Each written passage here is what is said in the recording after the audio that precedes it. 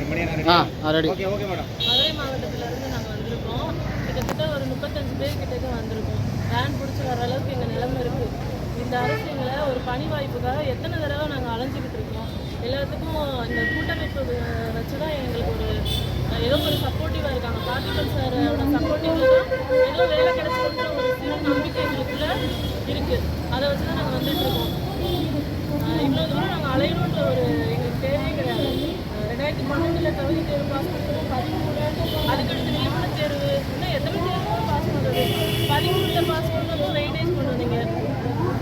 நியமன தேர்வு எழுதுறப்போ தேர்வு பட்டியலில் எங்கள் பெயர் வரல. அடுத்து இன்னும் எத்தனை காரணங்கள் நாங்கள் கேட்டுக்கிட்டே இருக்கோம். ஒரே ஒரு கோரிக்கையில் மிக முக்கியமான கோரிக்கையாக நீங்கள் எதை மேடம் அனைத்து காலி பணியிடங்களையும் நிரப்பணும்.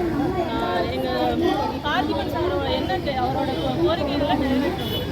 நீங்கள் உங்களோட டெசிக்னேஷன் நீங்கள் மதுரை மாவட்டத்தில் மதுரை மாவட்டத்தில் ஒரு சிபிஎஸ்சி ஸ்கூலில் மதுரை மாவட்டத்தில் ஒருங்கிணைப்பாளர்.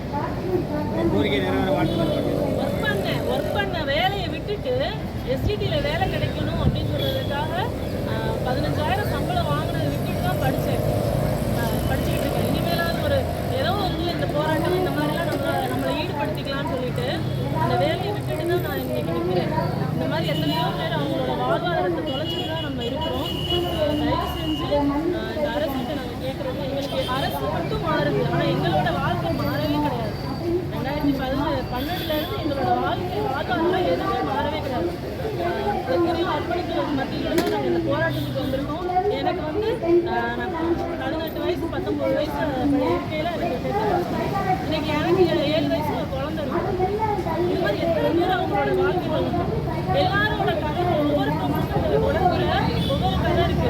ஆனால் இங்கே இருக்க எல்லாரும் ஒரே கதை தகுதி தேர்தலை பாஸ் பண்ணிட்டு நியமன தேர்தலை பாஸ் பண்ணிட்டு ஆனால் வேலை கிடைக்கல. இந்த ஒரே ஒரு கோரிக்கை, இந்த ஒரே ஒரு கதை தான். கோரிக்கை நிறைவேற வாழ்த்துக்கள்.